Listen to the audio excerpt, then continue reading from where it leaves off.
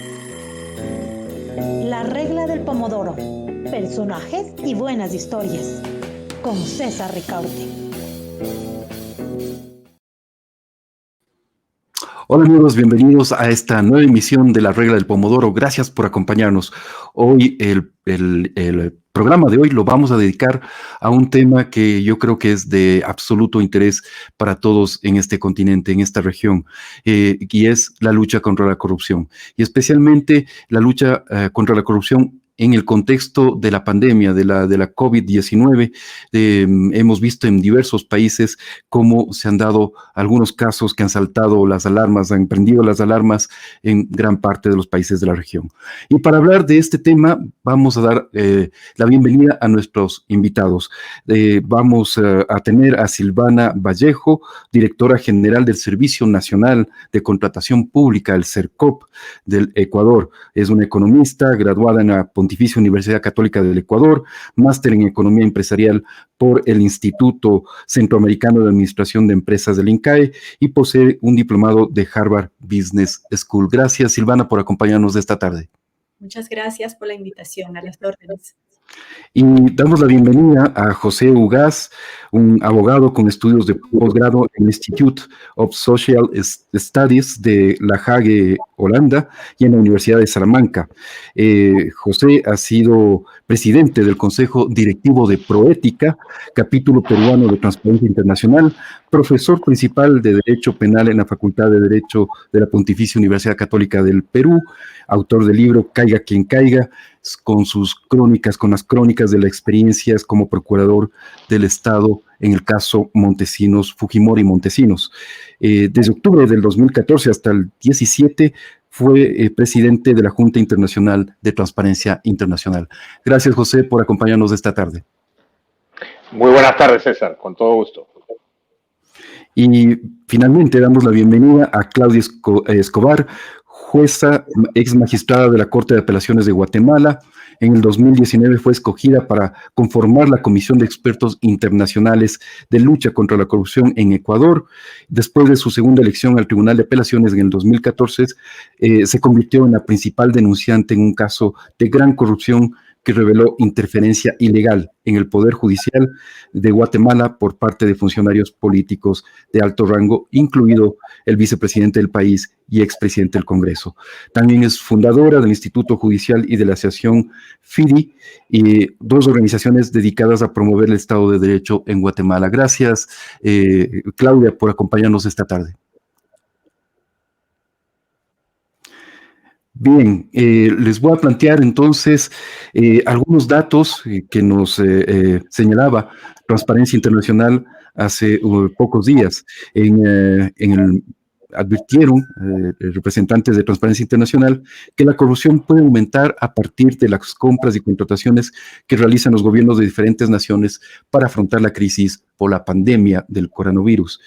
El planteamiento fue realizado en una conferencia de prensa virtual en el que participaron 13 representantes de los capítulos latinoamericanos de TI para llamar la atención sobre la necesidad de que las ayudas destinadas a aliviar la situación no sean desviadas. Y definitivamente no se equivocaron.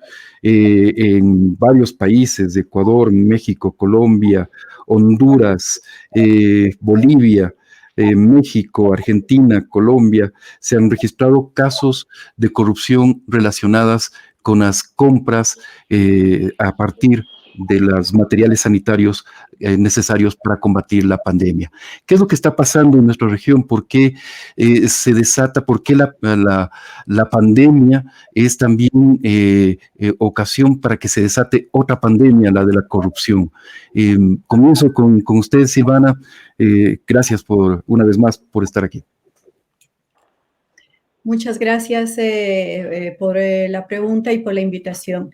Yo creo que para empezar el análisis yo me referiría primero a un contexto general y luego aterrizar en el tema específico que usted ha indicado.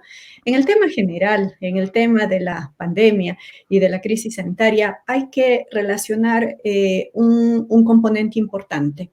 Uno, el tema del mercado. ¿Qué pasó con los mercados?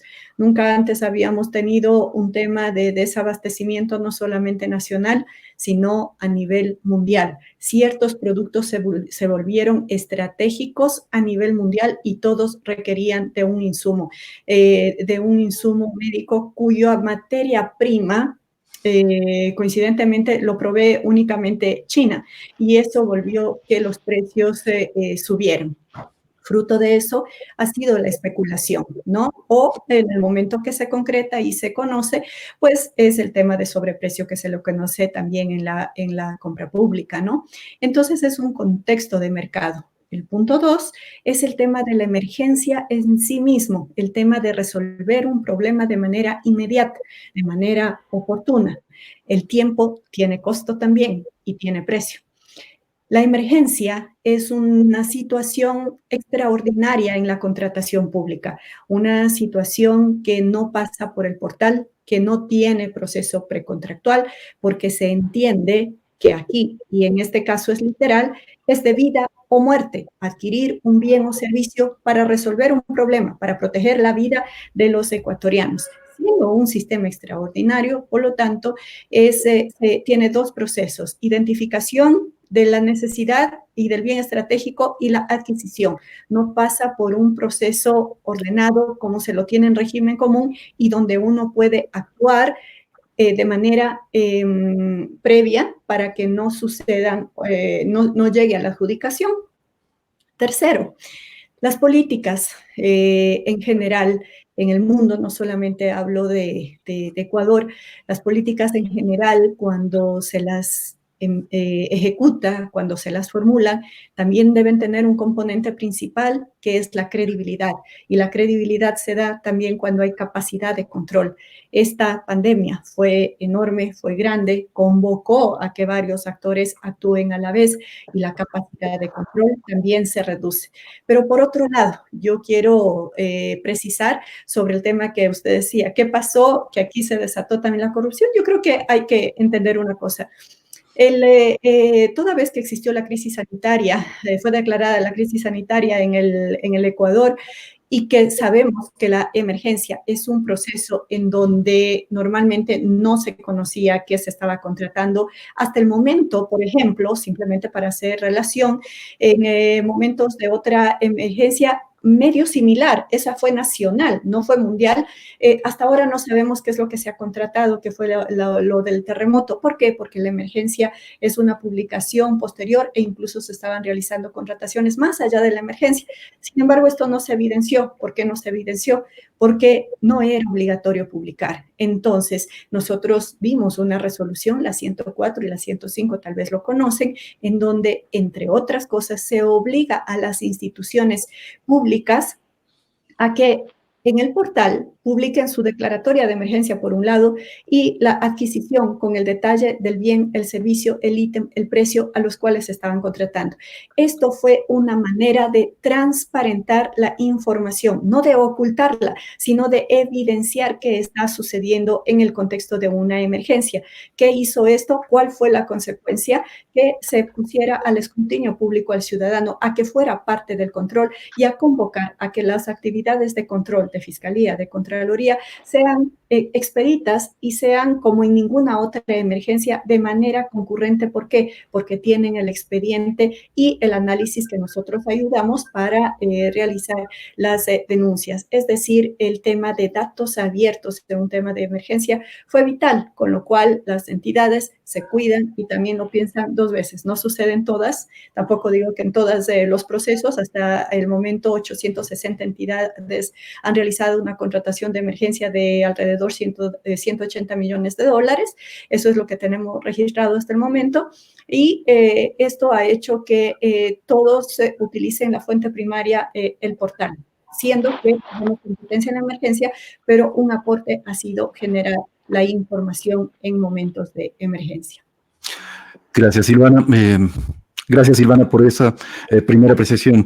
José, te vuelvo a plantear esa pregunta. ¿Se puede hablar de que hay una pandemia de corrupción en América Latina? ¿O como dice Silvana, introduzco los dos elementos que ella habla, una situación de mercado mundial en el que realmente se desbordó, se enloqueció el mercado por todo lo que estaba pasando, y por otro lado, estos temas de que hay mayor transparencia y por lo tanto no es que haya mayor corrupción, sino que los casos se conocen más rápidamente. Te dejo la palabra, José. Gracias. En primer lugar, creo que hay que dejar en claro que esto no es un fenómeno latinoamericano.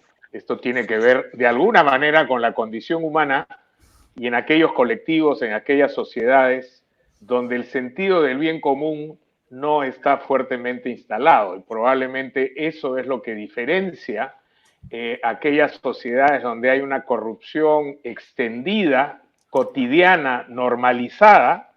América Latina es un buen ejemplo, salvo algunas raras excepciones, como pueden ser Uruguay y Chile, Costa Rica en menor medida, y otro tipo de sociedades como las nórdicas, por ejemplo, Finlandia, Suecia, Noruega, donde hay un fuerte sentido de la noción de bien común.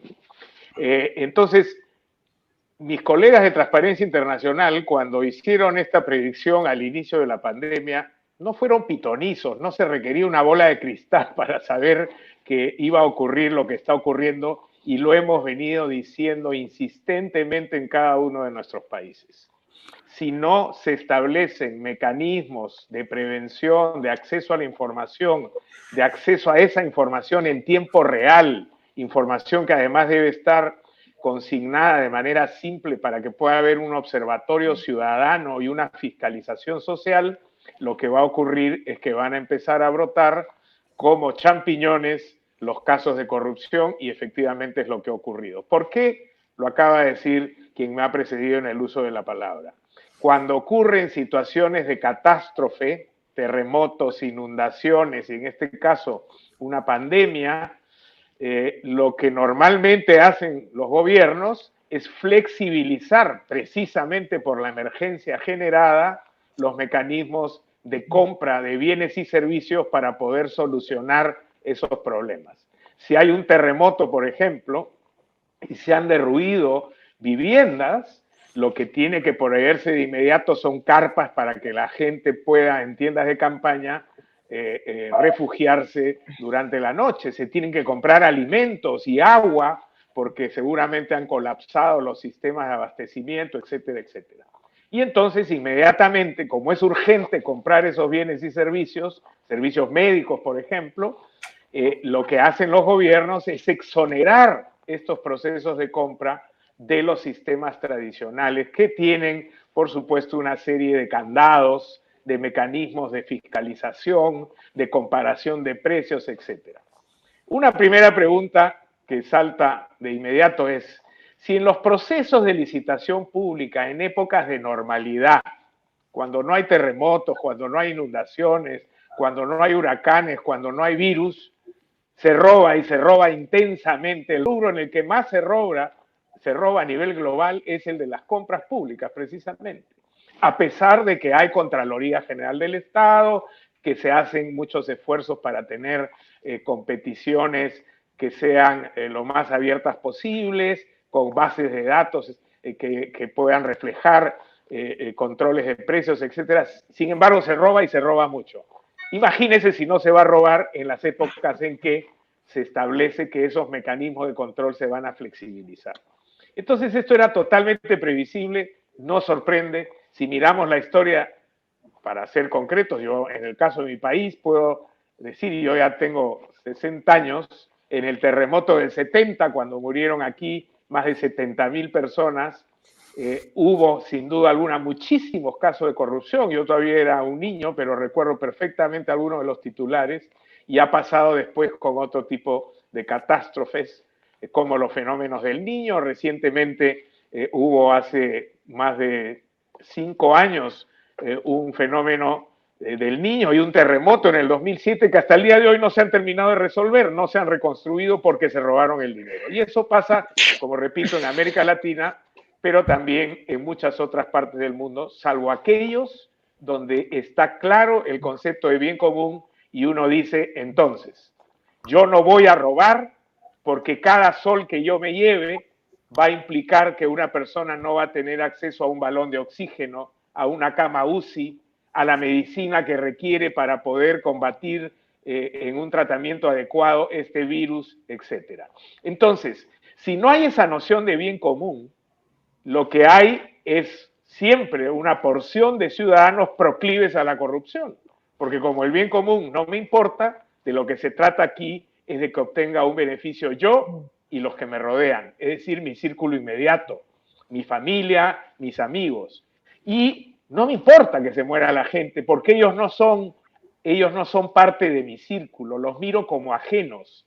Y entonces esto tiene que ver también con la confianza ciudadana y en qué medida nos consideramos todos miembros de una sociedad inclusiva y no de una élite que hace que yo a todos los que están fuera de mi círculo inmediato no los considere parte de mi grupo y por lo tanto no los respete. Por eso muchas veces la vía pública en nuestras ciudades, en nuestras sociedades, se han convertido en letrinas, en lugares donde uno no tiene ningún respeto por lo que está ahí, mientras que llega a su casa y cuida lo que tiene en su casa, porque considera que los espacios públicos no son de nadie y en todo caso no son de una comunidad. No hay sentido de comunidad. Yo creo que esta pandemia ha reflejado ese aspecto muy negativo de muchas de nuestras sociedades. Sin embargo, debo decir también que han sido muchísimos, y no me quiero quedar en la nota negativa solamente, los ejemplos de solidaridad y de gente que ha estado tanto en el sector privado, funcionarios públicos, ciudadanos comunes y corrientes, poniendo lo mejor de sí para tratar de minimizar el impacto de esta terrible pandemia. Entonces, son dos caras de una misma moneda. Lamentablemente, es una contradicción insalvable, pero para responder en concreto a su pregunta, primero, no es un problema de América Latina solamente, y tiene que ver, sin duda alguna, con la flexibilización de las reglas para la solución de la urgencia, del estado de emergencia, y por otro lado, con esta falta de conciencia, de sentido de bien común, de sentido de equidad con otros ciudadanos, de concepto de ciudadanía y comunidad que muchas veces está ausente, sobre todo en las grandes ciudades de nuestra región. Gracias, gracias, José. Voy contigo, Claudia. ¿Cuál es tu apreciación sobre esta situación de corrupción, al parecer desbordada, que se ha dado en América Latina con las contrataciones relacionadas a la pandemia? Hola, César. Pues mira, yo creo que la pandemia lo que ha venido a hacer es a desnudar las debilidades institucionales. Entonces vemos que los países en donde las instituciones son más fuertes, en donde existen funcionarios públicos de carrera, son los países que tienen menos problemas en temas de corrupción. Por el contrario, aquellos países donde el funcionario que está a cargo de una institución es una situación de oportunidad, es ahí donde se están reflejando, digamos, mayores problemas. Y esto lo vemos también reflejado en el sector justicia. O sea, los países con mejores sistemas de justicia van a ser aquellos que no han presentado pues estos problemas, pero el problema no solo está en el asunto de compras y contrataciones, en donde se han agilizado recursos para facilitar las necesidades que no estaban previstas en esta situación del coronavirus que es sin precedente en todos los países, pero también existe en el tema del reparto de recursos que se han destinado para aquellos ciudadanos que tienen mayores necesidades. O sea, en muchos de los países se han autorizado grandes sumas de dinero para facilitar, pues, en apoyo, digamos, a las situaciones económicas de las personas más vulnerables. Y ahí también se está dando un tema de corrupción en donde pueden haber malos manejos. Creo que es necesario también tomar en cuenta que esa responsabilidad no puede ser evitada y que van a seguir surgiendo esos casos de corrupción y que vamos a ver en el transcurso de los próximos meses o incluso los próximos años, casos de corrupción que tendrán que ser resueltos por los tribunales sobre la responsabilidad que tengan los funcionarios que estuvieron a cargo de estos fondos. Gracias, Claudia. Bien, vamos a iniciar el segundo bloque en el cual queremos hablar profundizar más sobre los sistemas de contratación pública en Ecuador y en la región.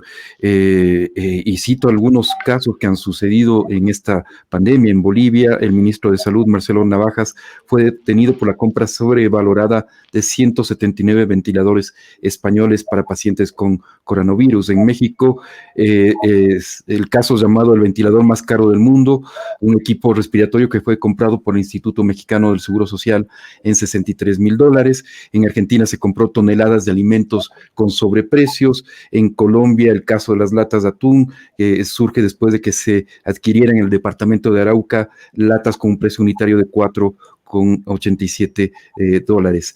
Las soluciones, nos dicen los expertos, dependen del entramado institucional de cada país y deben incluirse de varios ingredientes, como por ejemplo los requisitos de información sobre beneficiarios finales y subcontratistas, el fortalecimiento de las prácticas de auditoría y fiscalización y la creación de comités especializados para monitorear la utilización de los recursos asociados a las emergencias, entre otros aspectos. Silvana, voy contigo. ¿Qué es lo que sucede en el Ecuador? En el Ecuador hemos visto realmente es alarmante ver todos los días prácticamente casos de corrupción en distintos medios de comunicación, cómo van saltando, incluso la Fiscalía ha tenido que crear una fuerza de tarea inmediata para afrontar todos estos casos de corrupción.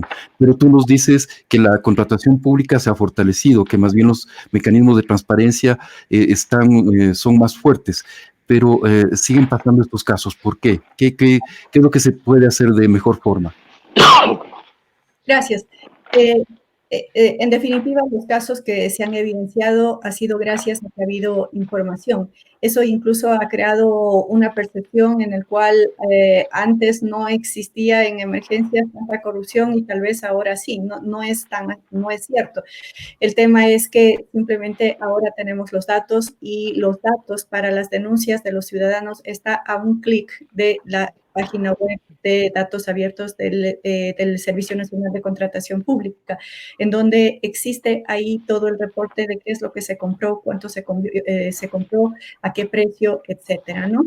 Teniendo esta información, también uno se pregunta qué tan preparada está la ciudadanía para recibir tanta información y hacer un juicio de valor sobre eso. Creo que en el tema de contratación pública hay que ver varios elementos. Uno, una contratación pública sí se adquiere el mejor costo en bienes y servicios, es decir, el mejor precio a la mejor calidad, pero en la emergencia hay que considerar un tercer elemento, la inmediatez, la oportunidad.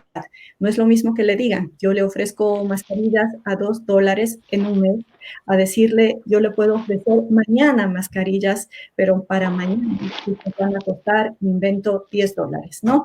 El tema de la inmediatez juega un papel muy importante, por un lado. Por otro lado, en el tema de emergencia hay algunos elementos que ya han sido regulados, respondiendo a su pregunta, que se puede hacer mejor. Por un lado, publicar, hacer que todos estén observados, como que estuvieran bajo una pecera, ¿no? Entonces, todos están siendo observados. Y cuando son observados, que esto también es transparencia, es mirar lo bueno y lo malo para ir corrigiendo todos los elementos que se pueden dar. Por otro lado, esto nos ha provisto en la resolución 104 es que los temas de emergencia deben suceder cuando hay la emergencia, que no pensemos en que se debe seguir haciendo la emergencia después de 6 meses, después de un año, ya no responde a temas de emergencia. ¿Qué se puede hacer mejor? También el tema de que en la emergencia debe demostrar la autoridad, la máxima autoridad de las entidades contratantes, que esto fue un tema no previsto, no planificado. Quiere decir entonces que si se pudieron hacer cosas planificadas, ya no era emergencia.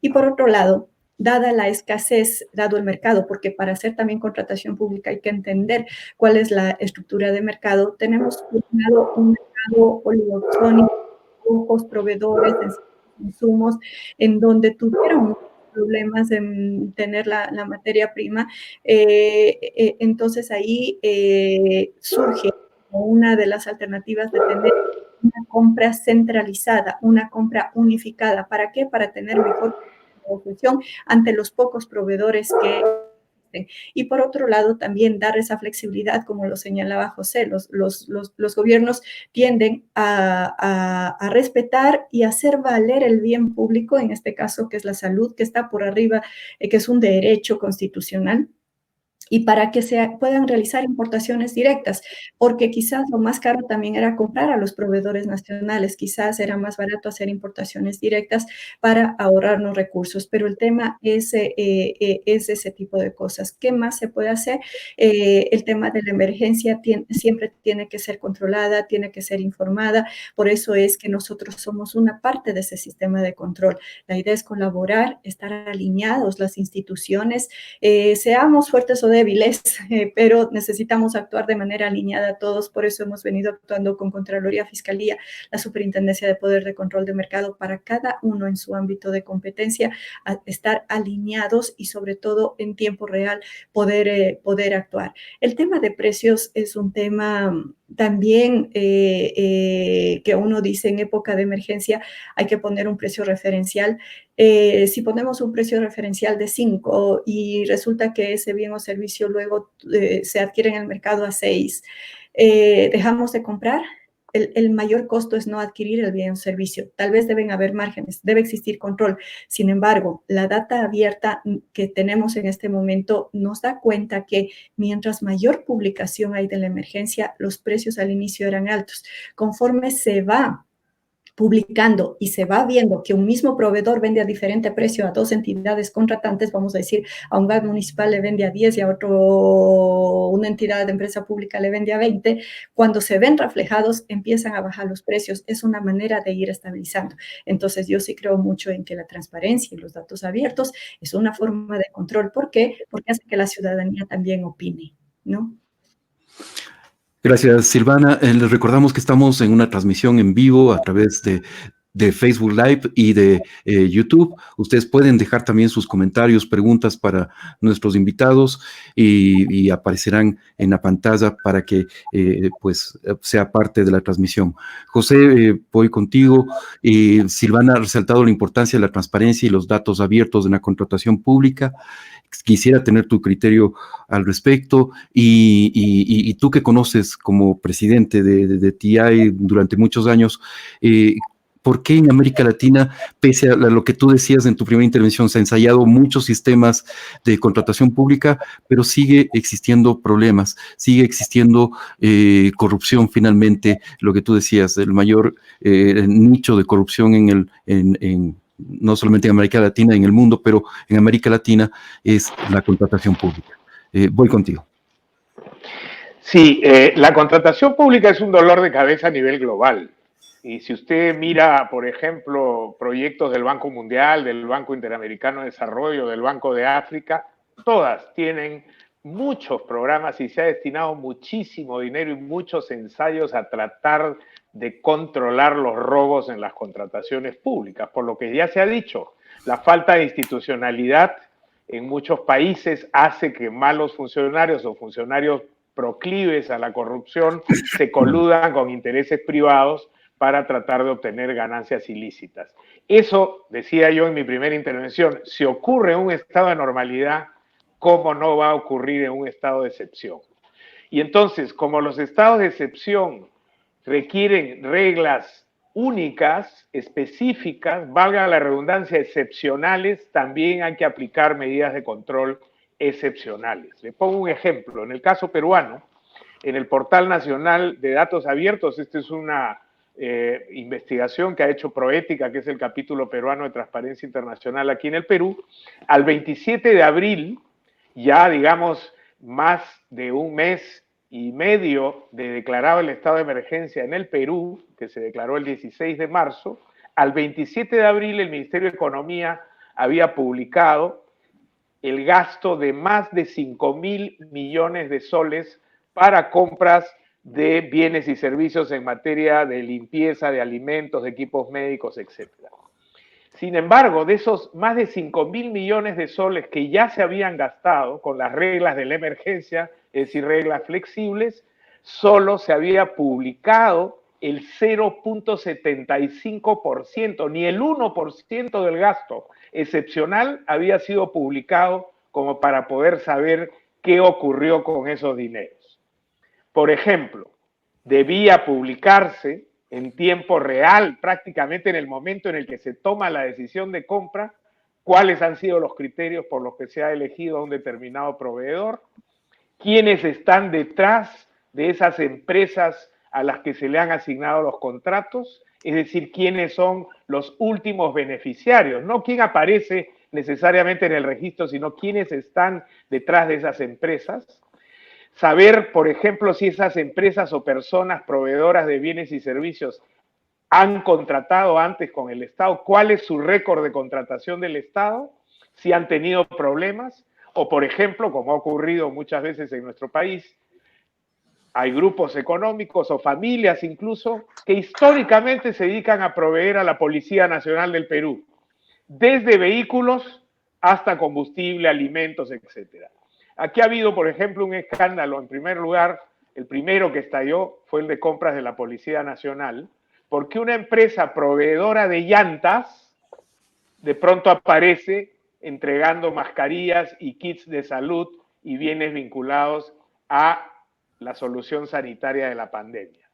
Y entonces se empiezan a preguntar cómo una empresa que no tiene ninguna experiencia en esta materia termina siendo un proveedor de bienes y servicios, de bienes sanitarios. Bueno, la empresa respondió, y puede ser que tenga razón, eso habrá que investigarlo en su momento, que ellos eran importadores y que para importar no se requiere ningún expertise específico en una materia u otra. El importador puede importar llantas y mascarillas también.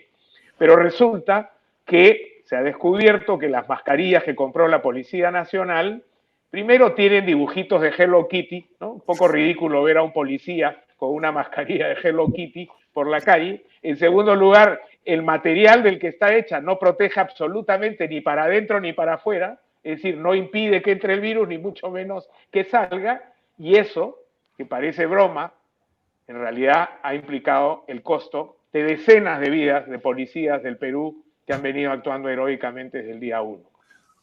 Eso mismo se ha repetido, como bien ha dicho Claudia, con el caso de las canastas de alimentos, por ejemplo, ¿no? En un país como el mío, donde más del 90% de los alcaldes municipales tenían investigaciones por corrupción, ya se imaginará usted lo que ha significado la entrega de millones de soles en bienes y en víveres y en canastas para ser repartidos a la población más vulnerable, ¿no?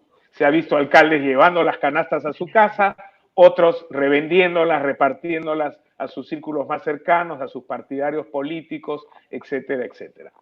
Entonces, todo esto tiene que ver, yo sí coincido con Silvana, en que en primer lugar, aquí la mejor vacuna contra este virus de la corrupción es la transparencia. Si la información es pública en el momento en el que se están tomando las decisiones, eso permite que las instituciones de control, si están atentas y cumplen con su función, que los periodistas de investigación, que tenemos muy buenos en varios países de América Latina, si no todos, que la propia ciudadanía organizada, las organizaciones que nos dedicamos de alguna manera a fiscalizar la corrupción en el sector público, estemos atentos a cómo se está distribuyendo ese gasto y a dónde van esos bienes y servicios y esos dineros. Además, creo que tratándose de una situación de emergencia, había que crear algunos mecanismos de emergencia. ¿Por qué no se han creado mecanismos de auditoría social? Incorporando a las propias víctimas, a los sectores más vulnerables que deben ser los receptores de esos bienes y de esos servicios para que puedan expresar su voz en una mesa multidisciplinaria donde digan: a mí no me están llegando las canastas, ¿qué pasó con las vacunas? ¿Por qué los balones de oxígeno no están? Etcétera. Y por otro lado, exigirle a las instituciones de control, a la Contraloría General de la República, al Ministerio Público, a las Fiscalías de Prevención, que actúen de manera concurrente con los procesos de compra, no esperar a que se produzcan los robos para luego entrar ex post. Esto es muy importante porque la velocidad en la que se compra y se gasta en el estado de emergencia es máxima y por lo tanto los sistemas de control deben estar al ritmo de esas compras y para eso los sistemas electrónicos son fundamentales. en esta época de la tecnología deberíamos tener apps y sistemas y plataformas electrónicas para estar monitoreando al día cómo se gastan y quiénes se llevan esos dineros y a dónde van esos recursos. Eso es muy importante. Y finalmente, creo que un elemento adicional es insistir particularmente en el estado de emergencia en la ruptura de la impunidad, de estas rutinas corruptas que generan impunidad. Y si alguien es sorprendido, inmediatamente tiene que ser separado del cargo y sometido a investigación, respetando, por supuesto, sus derechos al debido proceso, pero tienen que haber gestos claros de que no va a haber tolerancia con la corrupción y así nos evitaríamos una serie de circunstancias que terminan mellando la confianza de la ciudadanía en sus autoridades. Hoy mismo nuestro presidente está rozado, por decirlo de alguna manera, de costado por un escandalete absurdo, de una frivolidad que no es acorde con los momentos de crisis que estamos viviendo, pero que está haciendo, por falta de claridad en sus explicaciones y de haber enfrentado el problema directamente, está haciendo que un sector de la ciudadanía empiece a perder esa credibilidad que es absolutamente indispensable en una época de gran crisis. Si en la época de la crisis el líder es cuestionado y pierde credibilidad, la población se desconcierta, se alarma, deja de creer y esto acrecienta sin duda alguna la vulnerabilidad de las miles, decenas de miles, cientos de miles, diría yo, de personas afectadas en esta pandemia. En el Perú hemos visto caminar desde Lima a decenas de miles de personas pobres a sus pueblos de origen. Han caminado 500, 600, 800 kilómetros para poder encontrar un espacio donde no sean víctimas del hambre y de la inestabilidad que viven en la capital. Gracias, José.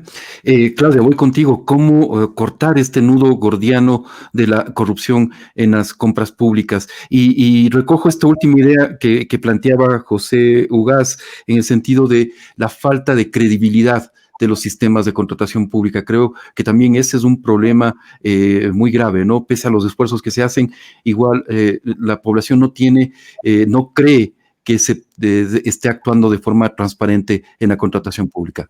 Claudia. Mira, creo que es importante la auditoría social. Es en estos momentos en los que se hace indispensable una coordinación de la sociedad civil en lo que está sucediendo en el Estado para poder monitorear y exigir una rendición de cuentas de los funcionarios a cargo de los gastos de esta emergencia. En eso, como decía José Ugaz, es indispensable el tema de tecnología. Actualmente hay desarrollados pues distintos instrumentos que pueden ser utilizados para exigir esa rendición de cuentas, pero también tiene que haber una coordinación entre las distintas organizaciones que se encargan de esto, porque hay tantos frentes abiertos que no se puede abordar todo al mismo tiempo. Entonces creo que hay que buscar cómo coordinar estos esfuerzos para poder implementar pues en la medida de lo posible una auditoría que debe ser inmediata, porque están sucediendo las cosas día a día. O sea, no es algo que está programado, es algo que para abastecer, digamos, las necesidades que hay en cada país, pues las instituciones están buscando cómo resolver el problema. Por ejemplo, en Estados Unidos, los propios estados compiten entre sí por los implementos que hacen falta, ya sean mascarillas, ya sean ventiladores. Entonces eso eleva los precios y ahí es donde se aprovechan también las oportunidades de corrupción. Entonces tiene que haber mucha transparencia y personas competentes que a través de las instituciones de sociedad civil logren exigir pues la rendición de cuentas. Gracias, Claudia. Silvana, contigo comienzo este tercer segmento en el cual lo que quiero es que nos cuentes o nos digas con absoluta transparencia, ¿no es cierto?, ¿qué consideras que se puede hacer mejor, que se podía hacer mejor en la contratación pública? ¿Qué lecciones aprendidas hay en este momento? Bueno, parece que tuvimos algún problema con Silvana, ha salido la transmisión. José, voy contigo, lo mismo.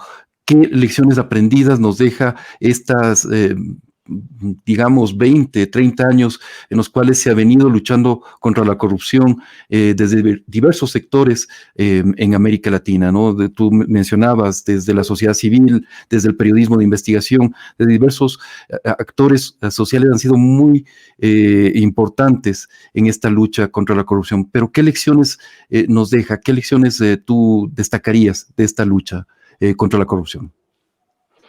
Bueno, yo creo que esta coyuntura demuestra algo que ya se ha venido diciendo antes y en la que hay que ser repetitivo. Cuando empezó la pandemia, desde el Organismo Mundial de la Salud y distintas autoridades especializadas decían la mejor solución son tests, tests y tests, es decir, pruebas, pruebas y más pruebas, porque es la única forma donde podemos saber dónde se está concentrando la enfermedad y cómo aislar a esas personas y empezar a curar.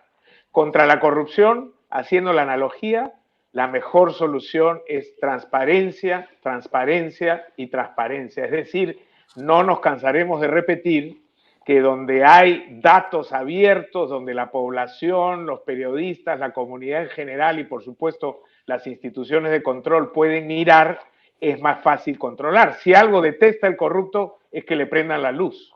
Y precisamente en este caso, y esa es responsabilidad de nuestros gobiernos, no haber hecho todo lo posible para que esa luz esté prendida. Si yo gasto 5.000 millones de soles, ¿por qué solo publico 0.27% de ese gasto? ¿Qué impide que yo pueda colgar el resto de la información de una vez para que esto se pueda saber?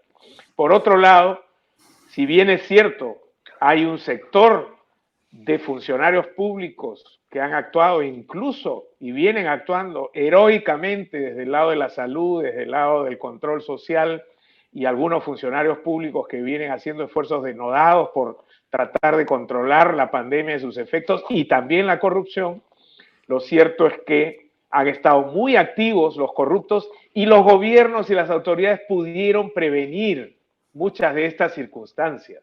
Lo que mencionaba Claudia en términos de auditoría social, ¿por qué no se ha buscado hacer una suerte de sociedad fiscalizadora con la sociedad civil?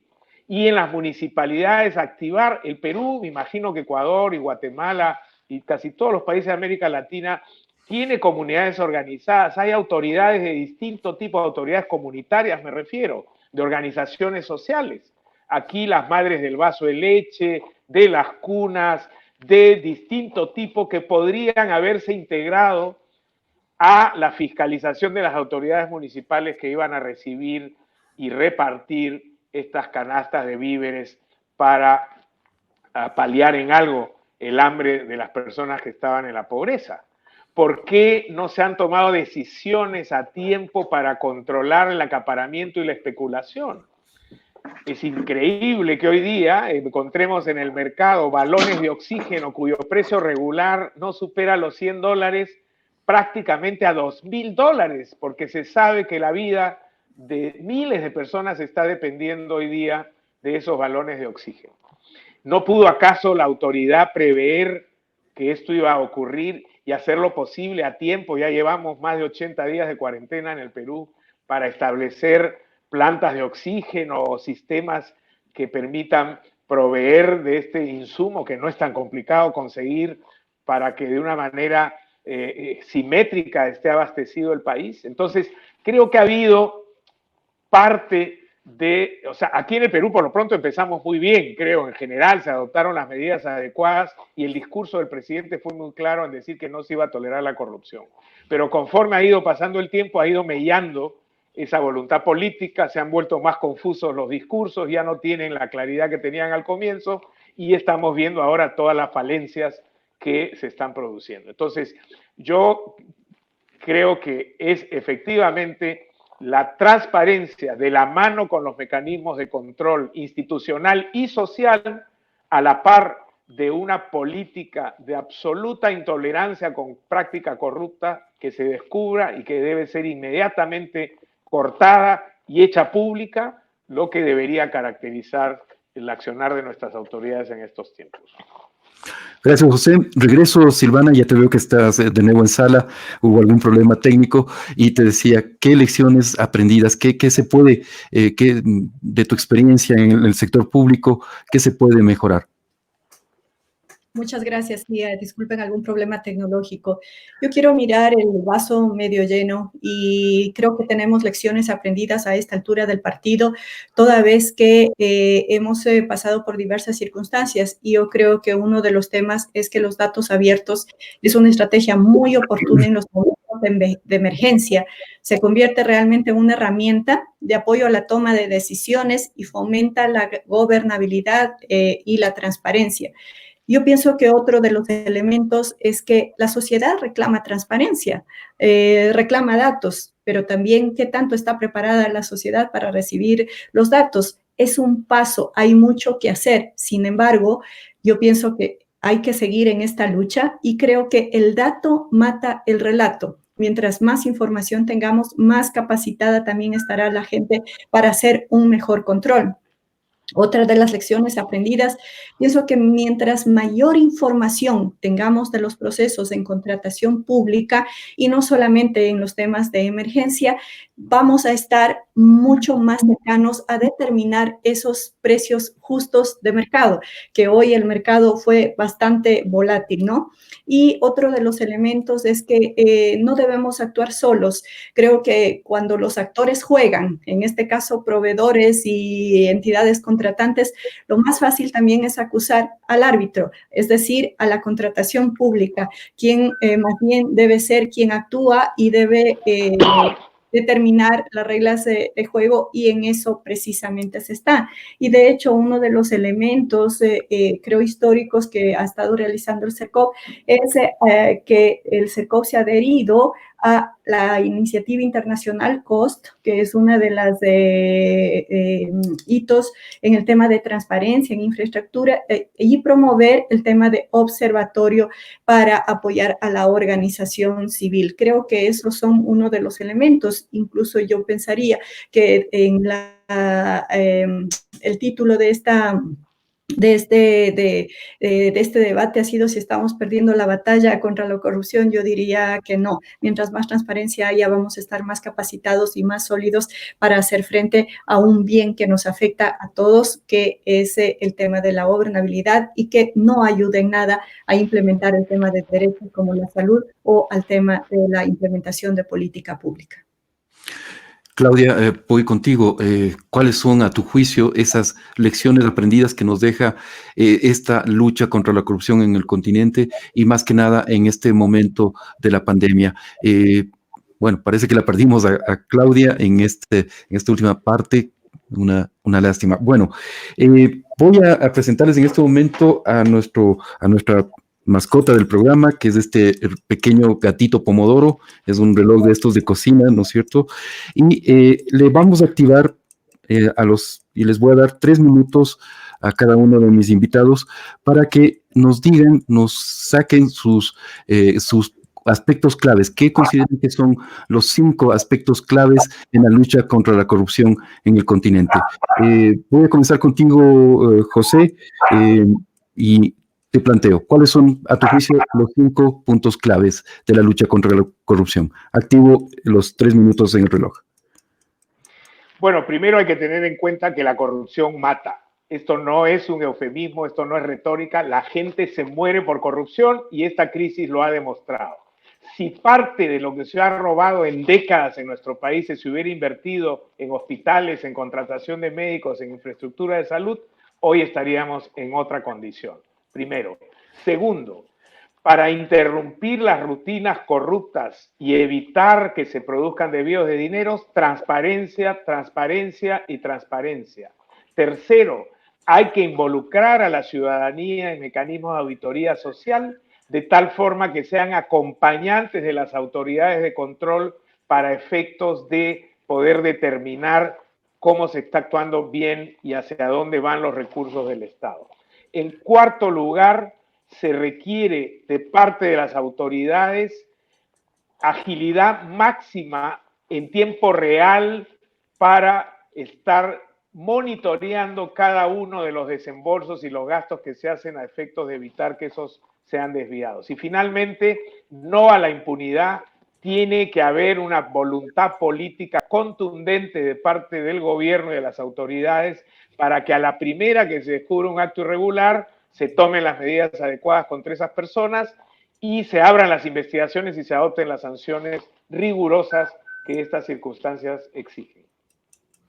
Gracias, José. Muy conciso. No te tomaste los 3 minutos, te tomaste 2 minutos un poquito, pero muy, muy importantes tus reflexiones. Silvana, voy contigo entonces.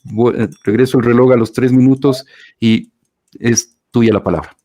Muchas gracias. Yo principalmente dijera, en primer lugar, es el tema de la tecnología. La inversión en tecnología es la mejor herramienta para generar la transparencia, generar trazabilidad en los bienes y servicios.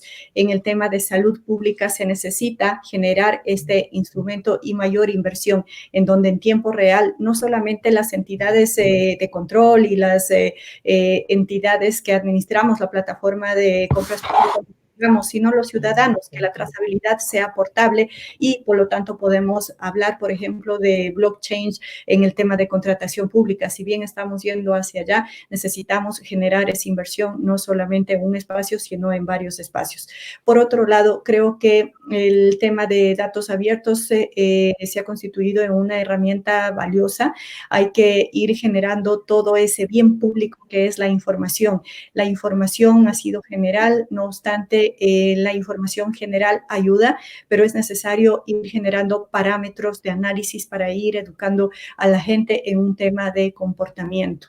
Tercero, el tema de la profesionalización en la contratación pública. A veces las entidades contratantes miran a los equipos de contratación pública como que fuera un equipo que compra papelería, utilería, y no se necesita mayor expertise en eso. Si bien existe una ley, la ley no es un manual para la aplicación de la compra pública, pero se necesita conocer del mercado y se necesita tener expertise. Por eso es necesario que la gente que esté relacionada con compras públicas sea certificada y elevar el nivel de profesionalización.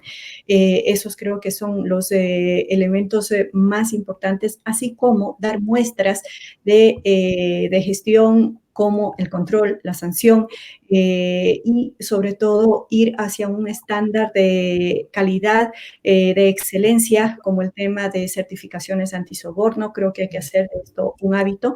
Estamos yendo hacia otra historia en la contratación pública y necesitamos elevar las instituciones a un nivel superior. Gracias, Silvana. Y Claudia, qué bueno que pudiste retornar a la sala.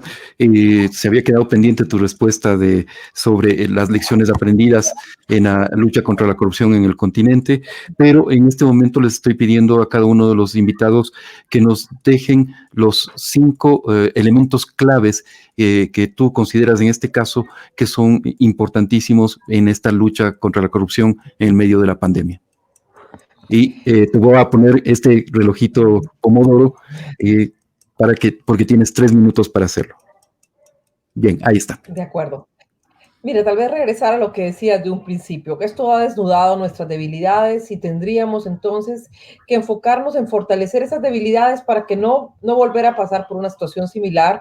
El fortalecimiento institucional es indispensable, especialmente en las instituciones de control y también en las instituciones de justicia. Creo que hay que promover la función pública en los países donde esa es una debilidad. Los funcionarios públicos tienen que ser de carrera, tienen que ser electos por méritos y tenemos entonces también que enfocarnos en fortalecer todas sus competencias para que exista pues un mejor manejo de los bienes públicos. Gracias, Claudia. Y de una vez aprovecho, te dejo en el uso de la palabra para esas lecciones aprendidas que justo se cayó tu señal en el momento que ibas a responder. Creo que las lecciones aprendidas es que tenemos que colaborar, que para salir de una situación como la que se ha presentado con el coronavirus es indispensable unir esfuerzos entre los distintos sectores de la sociedad, como ha sucedido pues en otro tipo de situaciones de emergencia. Esta es una situación mundial en la que a veces los países tienden a encapsularse, pero creo que solamente abriéndose a ayudar y a colaborar es que vamos a poder salir adelante en una situación como a la que nos enfrentamos. Gracias, Claudia, y agradezco también a cada uno de nuestros invitados de esta tarde, a José Ugaz, a Silvana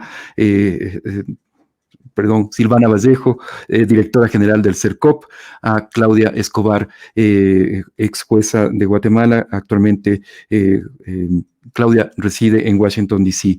Y me quedo con esta visión un poco más positiva, ¿no?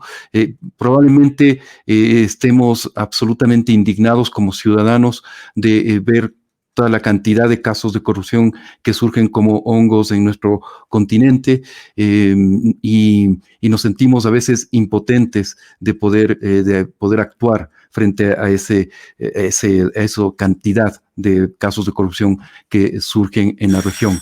Sin embargo, yo creo que es importante no perder la esperanza, no perder, más bien involucrarse mucho más. Nos han dicho nuestros invitados, el tema de la participación de los ciudadanos, de la participación social, es clave para hacer la vigilancia y evitar más episodios de corrupción. Así que no es momento de perder la esperanza, es más bien momento de involucrarse más como ciudadanos, de involucrarnos más en los procesos de control de la corrupción. Así que muchísimas gracias a todos ustedes que han estado acompañando esta transmisión, y volveremos la próxima semana con una nueva regla del Pomodoro.